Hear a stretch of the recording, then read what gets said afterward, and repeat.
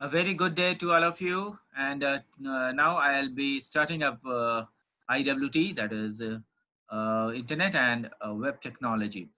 और internet and web technology में हम लोगों ने बहुत कुछ किया था और आज हम लोग ये देखेंगे कि जो लास्ट क्लास में जो हमने किया था दैट इज रिपीटर्स और हम लोग कई सारे रिपीटर्स हब और डिफरेंट जो इंटरकनेक्टिंग डिवाइसेस हैं वो हम लोग कर रहे थे। अब आज हम लोग ये देखेंगे कि जो जो भी हमने किया इंटरनेट कनेक्टिंग डिवाइसेस वगैरह इंटरकनेक्टिंग डिवाइसेस वगैरह जो हमने किया है उसको सही मायने में उसका जो आपका जो डेफिनेशंस क्या हैं उसके कुछ नोट्स वगैरह मेरे पास हैं। तो I would like to share it all with you. तो आप जो है इस पर्टिकुलर स्क्रीन को आप देखेंगे जो मैं स्क्रीन शेयर करने जा रहा हूँ और इसमें आप देखेंगे कि जो आपके पास जो ये शेयर किया हुआ है आपके पास नोट्स, इसको आप लोग देखेंगे कि किस तरीके से जो आपका लास्ट क्लास में हम लोगों ने डिस्कस किया था उसी चीज को यहाँ पर लिखा हुआ है। और ये नेटवर्क इंटरकनेक्टिंग डिवाइसेस यहाँ पे आप देखिएगा कि हमने नेटवर्क कनेक्टिंग डिवाइसेस के बारे में बताया है जो कि करीबन 5 तरह के होते हैं: repeaters, bridges, switches, routers, gateways. और इसको मैंने ये भी बताया था कि कौन कौन से लेयर में ये किस तरीके से यूटिलाइज किए जाते हैं। और इसके बाद हमारे पास था कि किस तरीके से जो आपका पैकेट्स है वो बनता है। यहाँ पे आप देखेंगे कि मैंने जो पैकेट्स है वहाँ पे वो डिस्कस किया हुआ है। उसके बाद हम लोगों ने ये भी डिस्कस किया था कि जो पैकेट्स है वो कुछ और नहीं होते हैं बल्कि आपके पैकेट्स जो है डीएलएल में फ्रेम के वो बनते हैं और फ्रेम के अंदर ये पैकेट्स होते हैं और पैकेट्स के अंदर ये डिफरेंट आपके बहुत ही इंपॉर्टेंट ये चीज है आपके ये पैकेट होते हैं। ये पैकेट जो है वो आपका ये दर्शाता है कि जो आपका डीएलएल है मतलब डेटा लिंक लेयर है उससे उसको यूज करते हुए ये पैकेट्स किस तरीके से आपके जो आईपी हेडर वगैरह जो हैं उस आईपी पैकेट्स के जरिए आपका जो यूजर का जो डेटा होता है वो किस तरीके से मूव कराया जाता है। तो गाइज ये सब हमने लास्ट क्लास में देखा था। Now I will be discussing that what are these interconnecting devices. यहाँ पे देखिए रिपीटर्स है।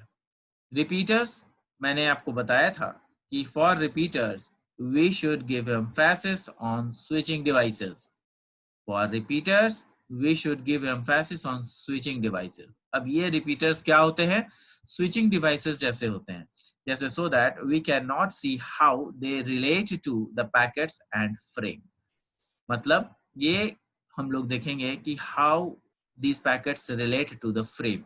फ्रेम कहने का मतलब जब भी हम लोग फ्रेम की बात करेंगे तो फ्रेम का मतलब आपको समझ जाना है कि ये फ्रेम वही फ्रेम है जिसमें कि आपका डेटा पैकेट्स के रूप में मौजूद है और पैकेट्स उसी फ्रेम के अंदर है और ये फ्रेम जो है डेटा लिंक लेयर के जरिए सिक्योरिटी पर्पस के लिए बनाया जाता है।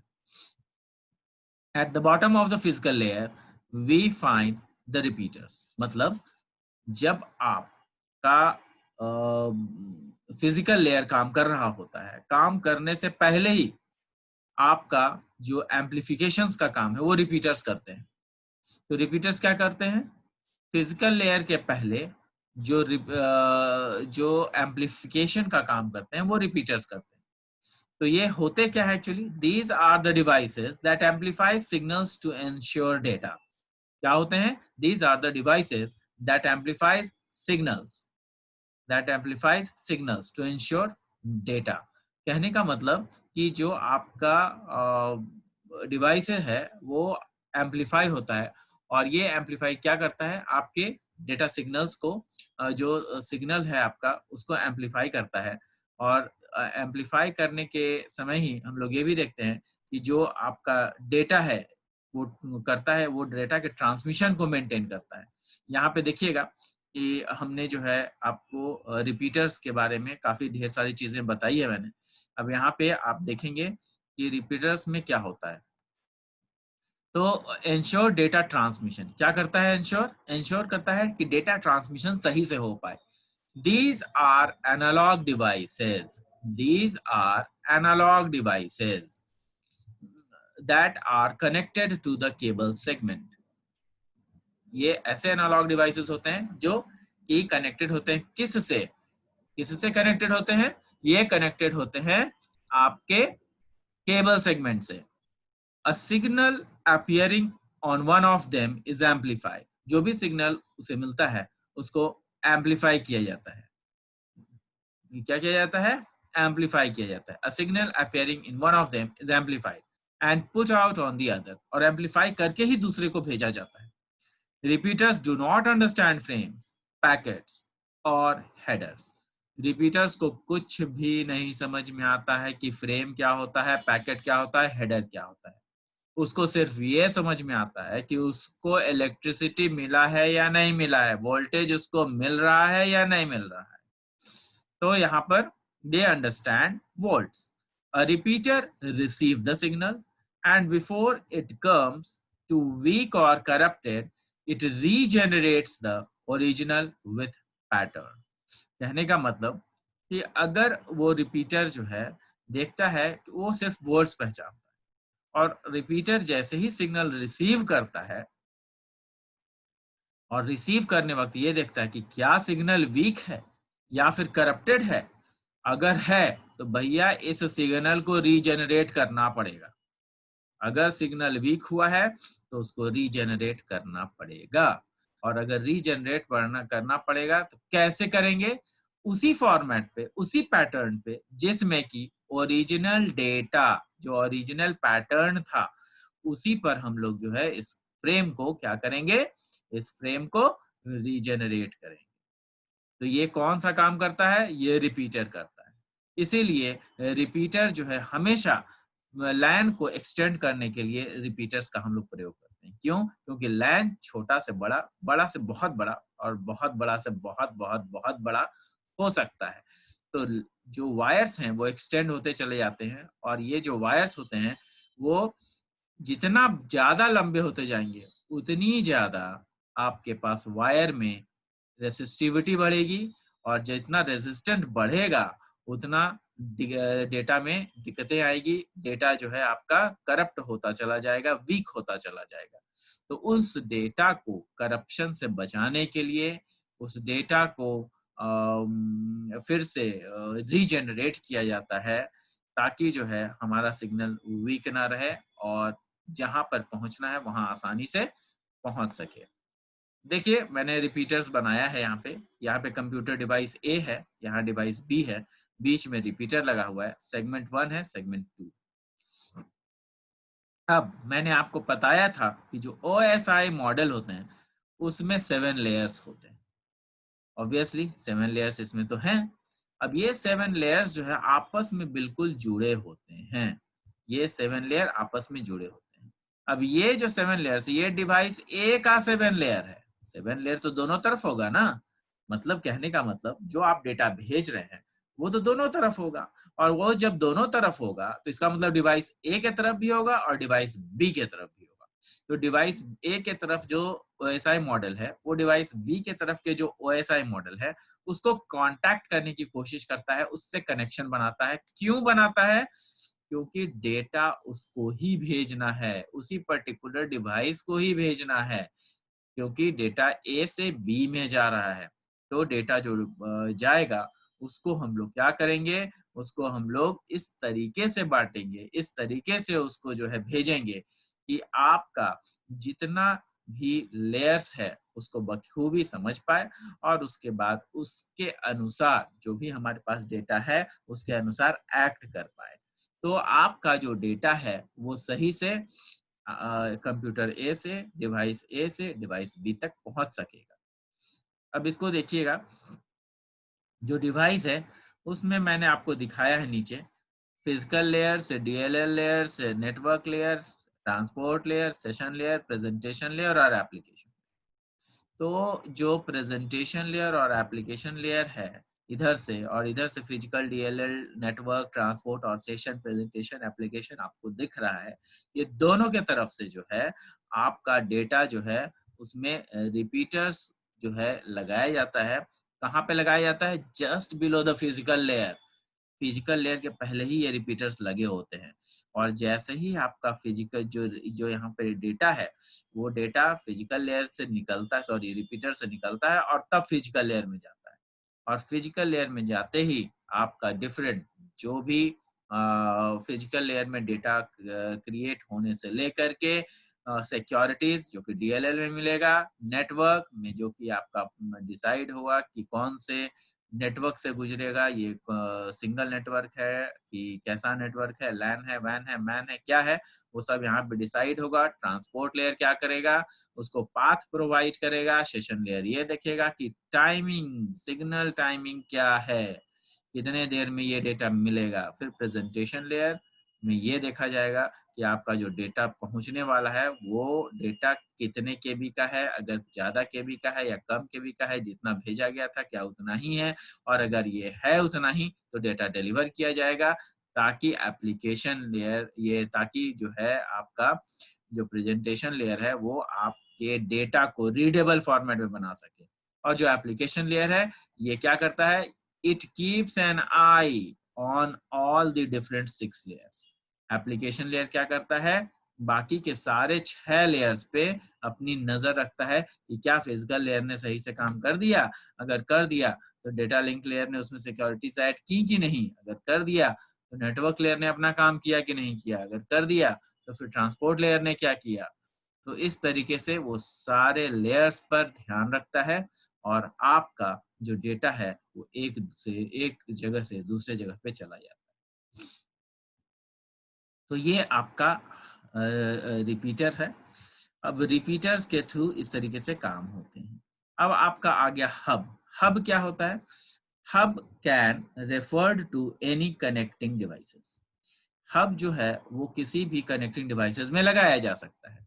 अब ये हब किसी भी कनेक्टिंग डिवाइसेस में लगाया तो जा सकता है, लेकिन क्यों लगाया जाएगा, कैसे लगाया जाएगा, वो जो है आपको जानना जरूरी है। यहाँ पर देखिए हमने लिखा है, however it's a specification, a specific meaning is multiport repeater.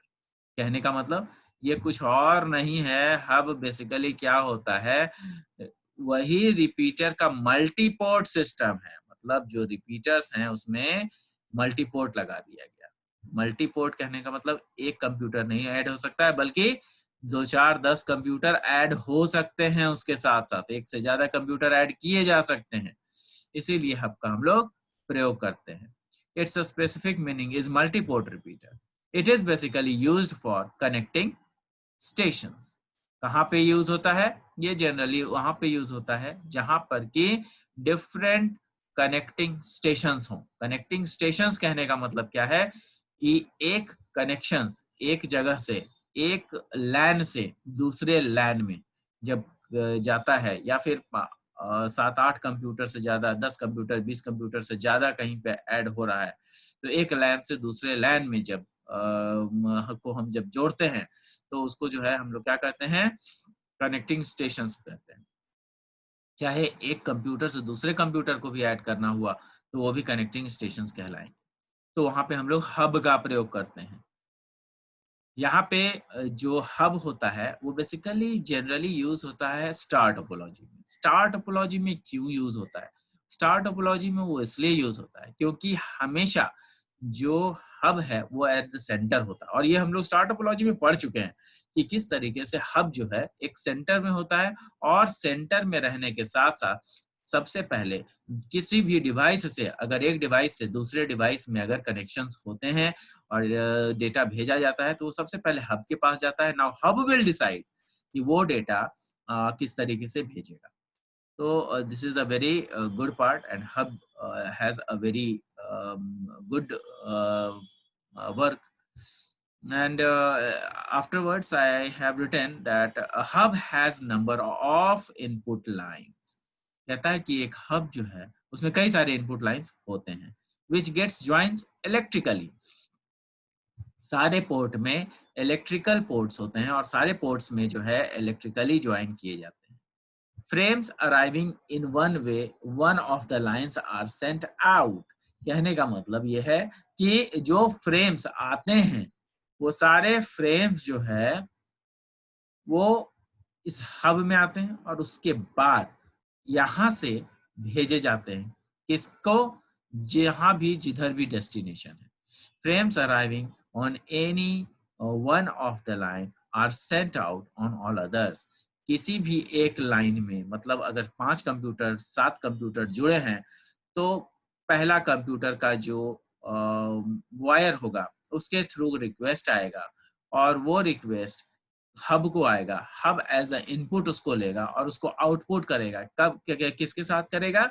उसको एज अ आउटपुट देगा, और वो आउटपुट कहाँ देगा? वो आउटपुट किसी न किसी दूसरे हब दूसरे कंप्यूटर में, जहां पर की डेस्टिनेशन कंप्यूटर होगा, उसको दिया जाएगा। कहने का मतलब कि आपका जो डेटा है वो एक कंप्यूटर से दूसरे कंप्यूटर में जाने से पहले हब के थ्रू ही जा सकेगा। If two frames arrive at the same time, अब यहाँ पे पंगा फंसा कि अगर 2 फ्रेम आ गए एक ही समय में तब क्या होगा। तो अब देखिए क्या होता है। If 2 frames arrive at the same time they will collide. Obviously अगर 2 फ्रेम एक ही साथ आ गए तो वो तो कोलाइड हो जाएंगे, जो जैसा कि कोएक्सियल केबल में होता था। लेकिन they will collide as on a coaxial cable. लेकिन in other words, the entire hub forms a single collision domain. तो इसका मतलब ये है कि जो हब है उसके पास तो डेटा एक ही कंप्यूटर से तो आएगा नहीं, वो तो 8 कंप्यूटर 10 कंप्यूटर 20 कंप्यूटर जितने भी कंप्यूटर जुड़े हैं वो तो सबके पास से डेटा आ रहा है। तो ये तो एक कोलिजन हब हो जाएगा। हब जो है क्या हो गया? कोलिजन पॉइंट हो जाएगा, मतलब वहां पे बहुत सारे डेटा आते रहेंगे और हमेशा कोलाइड करेंगे एक दूसरे से।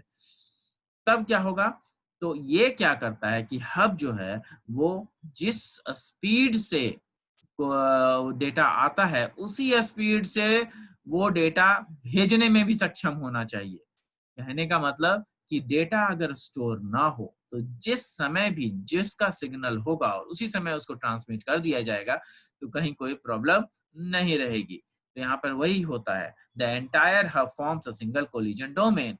All the lines coming up into a hub must operate at the same speed. अगर सेम स्पीड पे ट्रांसफर किया जाए तो कहीं कोई दिक्कत नहीं होगी। Hub differs from repeaters. कहता है कि जो हब होता है वो डिफर करता है किससे? रिपीटर से। As they do not amplify in the incoming signals. क्योंकि जो रिपीटर्स होते हैं वो एम्पलीफाई, इनकमिंग सिग्नल्स को एम्पलीफाई नहीं करते हैं, कम करते हैं। अब के डेट में जो है ऐसे कोई रिपीटर्स बने नहीं हैं जो कि नहीं करते हैं, लेकिन यहाँ पर वही पुराने रिपीटर्स के बारे में लिखा हुआ है जो पहले के जमाने में ऐसा एम्पलीफिकेशन नहीं करते थे लेकिन कनेक्शन तो करते थे। तो क्या होता है कि hub differ from repeaters as they do not amplify the incoming signals. वो क्या करते हैं? इनकमिंग सिग्नल्स को एम्पलीफाई नहीं करते हैं। And are design to hold multiple line cards. ये जो है बहुत सारे जो डिफरेंट कंप्यूटर के कनेक्शंस हैं उसको होल्ड करने में सक्षम होते हैं। Each with multiple input. बहुत सारे जो होते हैं वो एक से अधिक इनपुट के साथ ही होते हैं। Full stop. Like repeaters, hub do not examine 802 address. जैसा कि हम लोग रिपीटर में पढ़े थे उसी तरीके से हब भी जो है ये नहीं देखता है कि आपके कंप्यूटर में से जो आपका डेटा आ रहा है वो क्या है। वो एक आपका जो डेटा है वो आपका कहाँ से आ रहा है, और उसमें जो हेडर लगा है उसमें डेस्टिनेशन एड्रेस है कि नहीं, वो ये नहीं देखता। वो भी रिपीटर्स की तरह ही होते हैं और वो 802 एड्रेस को एग्जामिन नहीं करता है जिसमें कि आपका डेस्टिनेशन पोर्ट और ये सब सब चीजें रखी रहती। उसका काम कौन करता है? तो उसका काम तो आपके पास जो डिफरेंट लेयर्स हैं यहाँ उसके लिए तो वो लेयर्स हैं ही हैं। तो फिर हब ही को वो सारा काम क्यों करना है? इसलिए हब वो काम नहीं करता है। तो अब ये क्या होता है? Like repeaters hub do not examine the 802 address or use them in any way. या फिर उसको यूज करता है ऐसा नहीं है। Examine 802 address or use them in any way. 802 address को वो यूज नहीं करता है। यहाँ पे देखिए मैंने हब बनाया हुआ है ABCD 4 कंप्यूटर लगे हैं, ये सब लैन कार्ड से जुड़े हुए हैं और बीच में हब है और हब का कनेक्टिविटी है। तो आप लोग इसका स्क्रीनशॉट्स ले लीजिए ताकि जो है आप लोगों को नोट्स लिखने में कोई परेशानी ना हो। And we will be moving it to the next. यहाँ देखिए, यहाँ पर तो हब हमने देखा कि एक हब है, उसमें 4-5 कंप्यूटर लगे हैं। अब उसी हब को जब जो 4-5 कंप्यूटर थे, अब उस हब से फिर दूसरा हब भी कनेक्ट किया जा सकता है। दूसरा ही नहीं बल्कि उस हब से 5, 6, 8, 10 हब भी कनेक्ट किया जा सकता है। तो हब टू हब कनेक्शन है ये। तो समझिए कितने सारे कनेक्शंस हो गए, बहुत सारे हो गए, क्योंकि एक हब से दूसरा हब से तीसरा हब, इस तरीके से कनेक्शन बिल्कुल हो सकता है। यहाँ पे हमने लिखा भी है, hubs to create multiple level of hierarchy. Hubs to create multiple level of hierarchy. यहाँ पे देखिए ब्रिज है। ब्रिज क्या होता है? इट कनेक्ट्स टू और मोर लैन्स। कहता है कि दो या दो से अधिक लैन को जोड़ने के लिए हम लोग किसका प्रयोग करते हैं? तो हम लोग जो है ब्रिज का प्रयोग करते हैं। When a frame arrives, software in the bridge extracts the destination address. कहता है कि जब भी कोई फ्रेम सॉफ्टवेयर आता है, सॉफ्टवेयर के थ्रू ब्रिज को के पास आता है, तो ब्रिज क्या करता है कि उस पर्टिकुलर डेस्टिनेशन एड्रेस को एक्सट्रैक्ट कर लेता है। कहने का मतलब कि ब्रिज क्या करता है कि चुपचाप से आपका डेस्टिनेशन एड्रेस देख लेता है और डेस्टिनेशन एड्रेस को देखने के बाद वो फ्रेम हेडर्स से डेस्टिनेशन एड्रेस ले लेता है और उसके बाद वो एक टेबल क्रिएट करता है। टेबल क्रिएट करता है जिसके माध्यम से वो ये देखता है, it looks up in the table to see where to send the frame, और उसके बाद देखता है कि उस फ्रेम को कहाँ भेजा जाना चाहिए। तो जहां भी मुझे भेजना है उस तरीके से वो एक्ट करना शुरू कर देता है। जिस किसी को भी भेजना है जिस किसी को भी भेजना है उसका एड्रेस खोजता है और उस एड्रेस पे डिलीवर कर देता है। This address is 48 bit destination address. अब ये क्या होता है? ये 48 बिट का डेस्टिनेशन एड्रेस होता है। Like a hub, modern bridge has also line cards. कहने का मतलब जिस तरीके का हब होता है, जो आज के जो ब्रिजेस हैं वो भी उसी तरीके का लाइन कार्ड यूज करते हैं जैसा कि हब में हुआ करता था। सॉरी, जैसा कि हब ब्रिज जो है लाइन कार्ड को यूज करता है फॉर 4 to 8 इनपुट्स। कितने इनपुट होते हैं उसमें? 4 से 8 इनपुट के लिए होते हैं। अ ब्रिज में have line cards for different network types. कहता है कि जो ब्रिज होता है उसके पास लाइन कार्ड्स होते हैं for different network types. Different network के लिए डिफरेंट ब्रिजेस होते हैं। डिफरेंट नेटवर्क्स कहने का मतलब आपके पास पता है कि आपका लैन होता है, वैन होता है, मैन होता है। ये कई सारे जो है आपके पास एड्रेसेस, ये नेटवर्क होते हैं और उस नेटवर्क को अच्छे से डील करने में आपका जो हब है, जो या फिर आपका जो मॉडर्न ब्रिज है, उसको बहुत बढ़िया से उसको कवर अप कर सकता है, उसको डेटा को वहां से यहाँ तक भेज सकता है। और अगर वो डेटा डिफरेंट स्पीड्स में भी आ रहे हैं तब भी इसको कोई प्रॉब्लम नहीं है, क्योंकि स्पीड मेंटेन कर सकता है। In bridge each line of its own collision domain. Bridge में क्या होता है कि बहुत सारे ऐसे लाइंस होते हैं। कहने का मतलब ऐसे सारे बहुत लाइंस कहने का मतलब क्या है? ऐसे सारे बहुत लाइंस कहने का मतलब ये है कि आपका जो भी ब्रिज में जो लाइन दिख रहा है, कहने का मतलब ये है कि जो लाइन मतलब आपका जो कनेक्शंस है, डिफरेंट कनेक्शंस, उस कनेक्शंस को जो यूज कर पा रहे हैं, उस कनेक्शंस के जरिए जो है हम लोग देखते हैं कि आपका जो ब्रिज है उसमें बहुत सारे डिफरेंट लाइन कार्ड्स हो सकते हैं और ये डिफरेंट स्पीड पे काम करते हैं। और जो भी इसमें ब्रिज यूज होते हैं वो क्या करता है, वो सारा का सारा आपका जो in bridge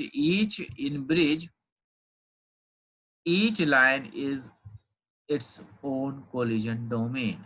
हर एक लाइन अपना ही कोलिजन डोमेन होता है ब्रिज में। क्यों? क्योंकि ब्रिज एक रास्ता होता है और उसी रास्ते पर से जाना भी है और आना भी है। तो typical bridge is shown in the figure below. ये टिपिकल फिगर शो किया गया है, इसको ध्यान से देखना है।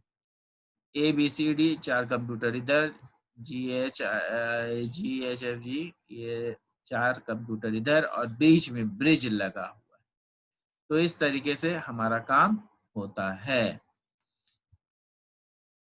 अब यहाँ पे देखिएगा कि जो आपका ब्रिज है वो मैंने ख़त्म कर दिया है।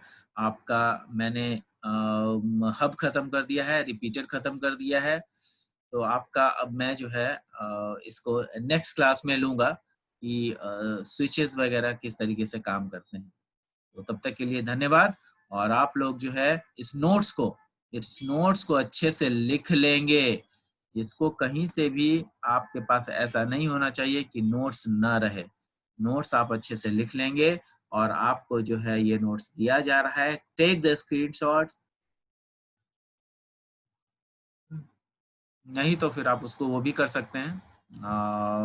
इसको जो है आप पॉज करके, वीडियो को पॉज करके भी देख सकते हैं कि क्या लिखा हुआ था, लेकिन नोट्स आप बना लीजिए। Thank you. Thanks a lot. We will be taking in next class. Thank you.